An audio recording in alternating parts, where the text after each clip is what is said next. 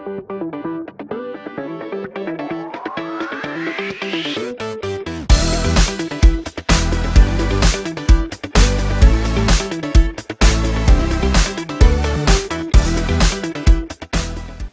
you. Thanks for coming. So today I will be talking about our work on cognitive modeling of semantic network learning. And this is a joint work with Afsaneh, Fazly, and Suzanne Stevenson from University of Toronto. In this work, we're interested to understand how children learn semantic knowledge. And this semantic knowledge includes the meaning of the words, the fact that the word cat refers to something like the picture you're looking at up there. We also know about the semantic connections among words. So we know the word cat, lion, and animals share some semantic similarity. Moreover, we know that this knowledge should be structured in a way that enables us to be able to access it very fast, both in retrieving and storing information. This semantic knowledge is often presented as a semantic network, what you're looking at here. It's basically a graph in which the words are, the nodes are words, like what you're looking at, and the edges specify semantic connections. So we will be working with this semantic network in this talk. Oh, this is not working.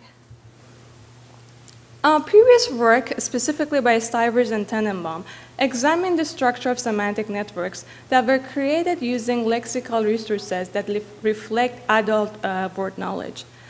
And they find out that these semantic networks, all of them share a certain structure referred to as a small word structure. Basically, what this structure means is, looking at the network over there, it's actually exhibiting a small word structure. It's a sparse graph, meaning that compared to the maximum number of edges that this network could have, given the number of nodes, it doesn't have too many edges. Moreover, it has highly connected local subnetworks. So if you see in this picture, there are some parts of the network that are very highly interconnected. And these subnetworks are connected to each other via some nodes that are usually very high in degree. And this property of the network makes it to be overall very connected, meaning that if you start from a random node in the graph, it's highly likely that you can reach most of the nodes in the semantic network. So in this work, we are interested to understand how children so effortlessly acquire and represent this semantic knowledge. And to achieve this and find an answer for this problem, we have a modeling approach. So we build an efficient model which at the same time learns the word meanings and also grows semantic network. And importantly, we are interested to evaluate this semantic network in terms of both its quality and its structure.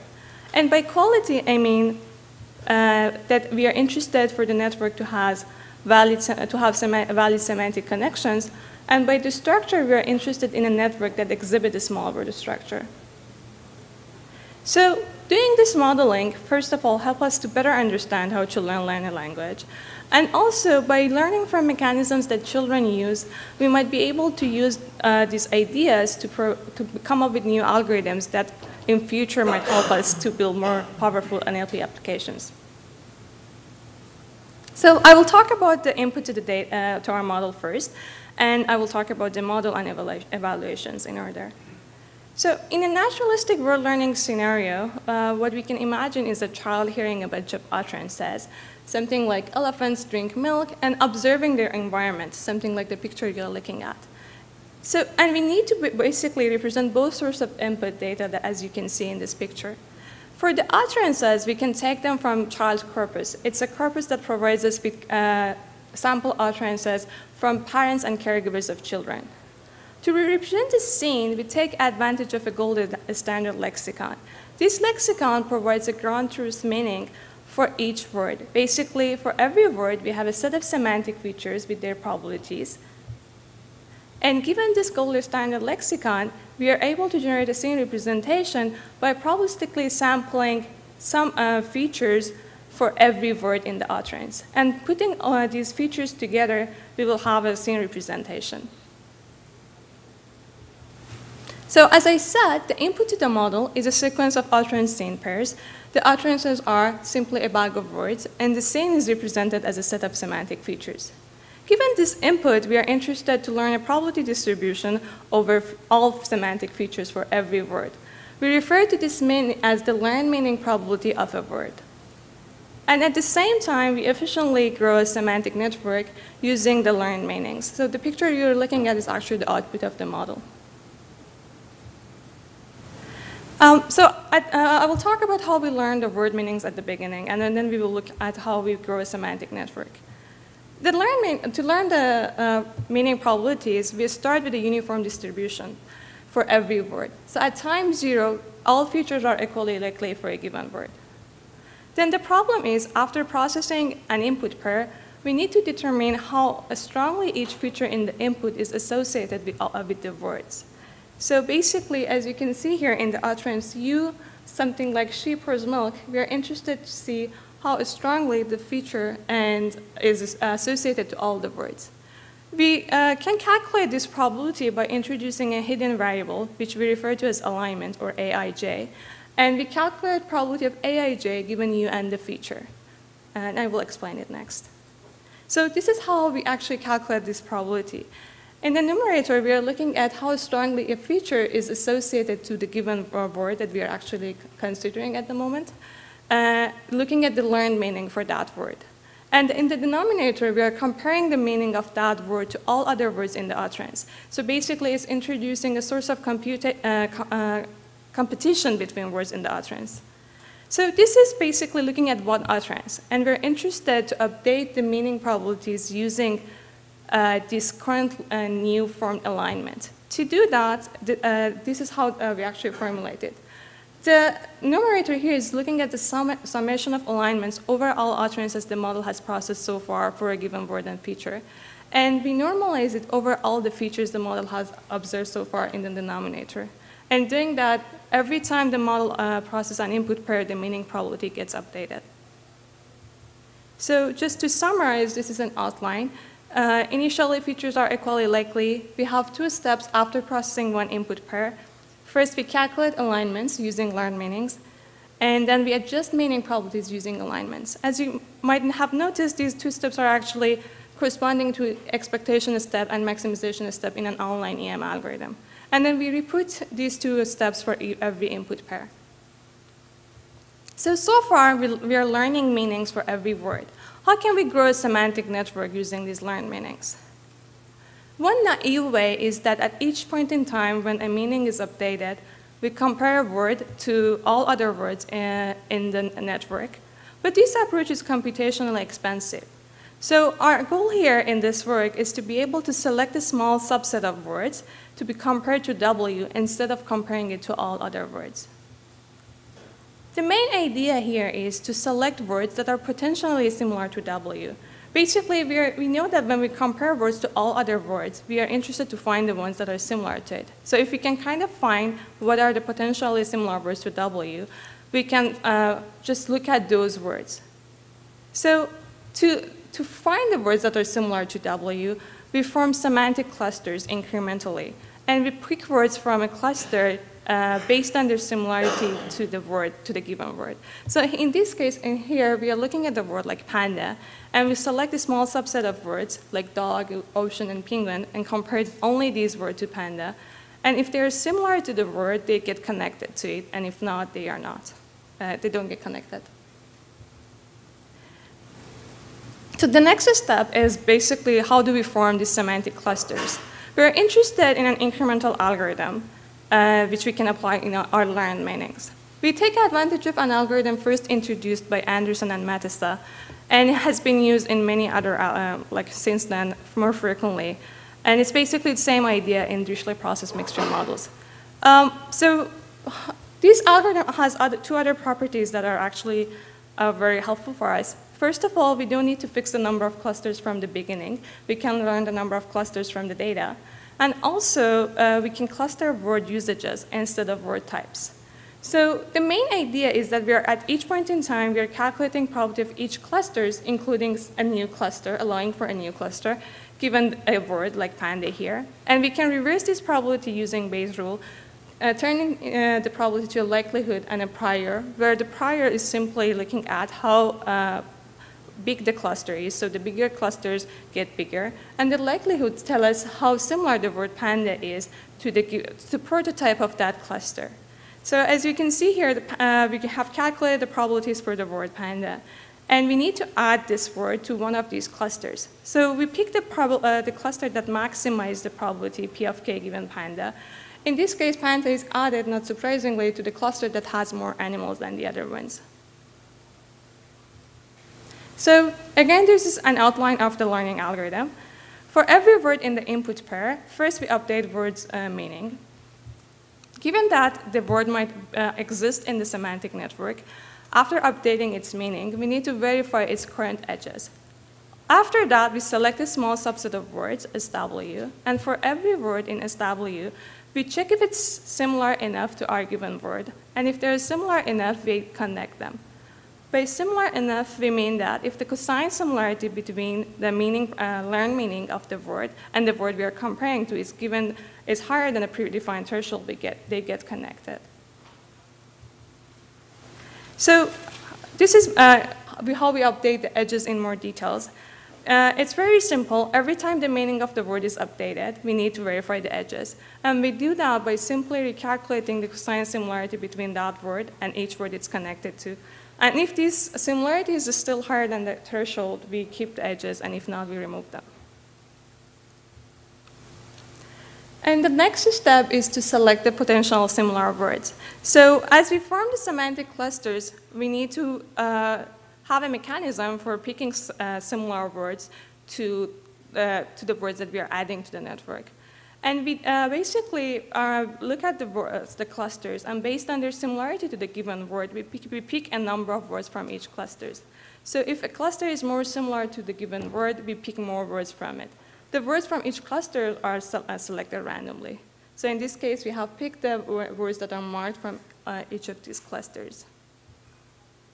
So we talked about how we grow the semantic network. Now we need to evaluate the final network. And we want to evaluate it based on both the structure and the semantic connections in the network. To evaluating the structure, we need to measure if it exhibits a small word structure. And we can do that by comparing the network to a random graph. The random graph is simply our semantic network, but randomly rearranging the edges. So it has the same number of nodes, the same number of edges. The edges are just randomly rearranged. So as you can see, this is the grown network output of the model, and it's the corresponding random graph. Given this random graph, we want the network exhibit a small word structure if the mean pass length in the grown network is as small as the random graph. We measure the mean pass length as the median of distances between all node pairs. We also want to see if the semantic networks, the one that we grow, has highly connected components as opposed to the random graph. And we can measure this by looking at the local clustering coefficient of the nodes. This measure simply look at the number of edges a node is connected to compared to the maximum number of edges it can be connected to. And calculating this measure for every node, we average it, and it gives us a measure of highly connected components in a graph, which we refer to as C. So here is how we measure a small wordness. And basically, here's how a small wordness is measured in the previous work. So in the numerator, we are looking at the local clustering coefficient of the grown network to the random graph, looking at how close they are. So we want the grown network to have highly connected components as opposed to random graph. And in the denominator, we're looking at the mean pass lengths. And we want these two values in the denominator to be as close as possible. So the small wordness is defined as follows. If this value is greater than 1, we say that the network exhibits a small word structure. We also need to evaluate a network semantic connectivity. And to do that, we measure average rank of the word's first 3 associates. For a given word like panda, we first create a gold standard list by comparing this word to all other words using WordNet similarity measure of 1 Palmer. So we have a rank list for the word panda, as you can see. And we also need to create a similar list from our grown network. So in the grown network, we look at the distances between word pairs, which reflect the similarity. So the smaller the distance, the more similar the pairs in the network. And now we want to see basically how the first 3 associates in the gold standard list are ranked in the learned list. In this case, the first one is ranked 2nd, The second one is ranked 10th in our learned list, and the third one is ranked 15th. And we average these ranks. So in this case, the number is 9. To set up the experiments, we train the model on 20,000 input pairs, and we limit our calculations to 8% of all possible calculations. So at each point in time, when we add a word to the network, we only use 8% of all possible computations. We have experimented several selection methods. So when we are selecting words to be compared to a given word, we try different methods that are, you can find them in more details in the paper. I will only talk about 3 of them today for the sake of time. The first one is the upper bound, which is basically telling us how, what is the best performance that we can achieve using the learned meanings. To create the upper bound network, we don't have a selection method. We compare a given word to all other words in the network. So basically, this is showing us how well we can create a network given the learned meanings. The second selection method, or the random, is how it's acting like a baseline for us. So in this case, we select the words randomly without considering the semantic similarity of the words. And the third one, cluster plus context, is from what the semantic clusters that we built. So first of all, we select some words from those semantic clusters as we talked about. And we also look at the words in the context of a given word and add some of those words in our selection. And finally, we ran each of these methods for 50 times and averaged the performance. So here are results. In the first column, we are looking at semantic connectivity, or the average rank of the first 3 associated for all words. And in the second one, we are looking at small wordness, and also the percentage of the networks from those 50 runs that exhibit a small word structure. The first row is the upper bound, the best performance that we can achieve without selecting the words. So this network was created by comparing all word pairs at each time. As you can see, the semantic connectivity is 38, and remember, this is a rank, so if it's smaller, it's a better performance. And we see that this network exhibits a small word structure, so this is good. The second network, or our baseline, when we selected words randomly, has a semantic connectivity of 67, so it's worse than the baseline, the upper bound, not surprisingly. And we see that the important result is that we see that only 2% of the semantic networks exhibit a small word structure, meaning that if we look at the words randomly, we don't get networks that have the desired structure. And the value for small wordness in those 2% of the networks is 5.2. Finally, if we look at our results, cluster plus context, and when we select words based on both similarity and co-occurring in the context, we get the results which for semantic connectivity is 55.8, which is better than the baseline. And also, more importantly, we see the small word structure in 77% of the networks. And the value for it is greater than 1, 7.2, when we average over all the networks. And to conclude, so I talked about our model, which is the first model that integrates word learning and semantic network creations. And we show that we can efficiently, by only looking at a subset of words, grow a semantic network. And importantly, this is the first work that evaluates creation of semantic network with respect to both quality, like if we get valid semantic connections, and also structure if we get small word structure in the network. Thank you, and I will take questions.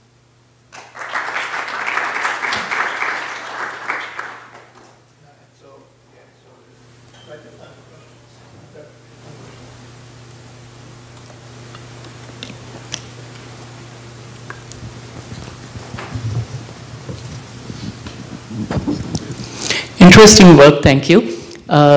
Small world property is one of the simplest properties of network, which can be obtained in several different ways. And there are more sophisticated methods of comparing networks, like motif distributions or spectral properties. So did you consider those, or do you want to consider those? So you mean for evaluating if a network Yes. We haven't considered those, actually. So the reason we are considering what I just explained is First of all, it's the way, like the classic way that small word structure is defined, and it's also the way that the previous work has, in this case, used it. I'm not sure like what other approaches will actually add that we cannot capture with this measure. No, I would say this was the first method, but actually in semantic networks, like Chris Bierman has done motive distribution probably 2 or 3 years ago. And there was a work, again, 4 years ago in ACL on spectral, distribution of semantic networks. You might want to check those out. Sure, thank you. One property of small word networks is not only that they have short paths between randomly sampled nodes, but that also these paths are discoverable so that these networks are navigable by easy means. And I understand that that's not something that you've evaluated, but you could easily do that by, for instance, trying to navigate those, pick a random pair of nodes and try to find a short path between them by using some greedy method where you just navigate according to semantic similarity or something like that. I see. So and then if you get short paths this way on average, then it's even a more plausible semantic network. Because a random graph, while it does have those short paths, will not have short paths that are discoverable with such a simple heuristic. So that might be an interesting future experiment for you. I see. Thank you.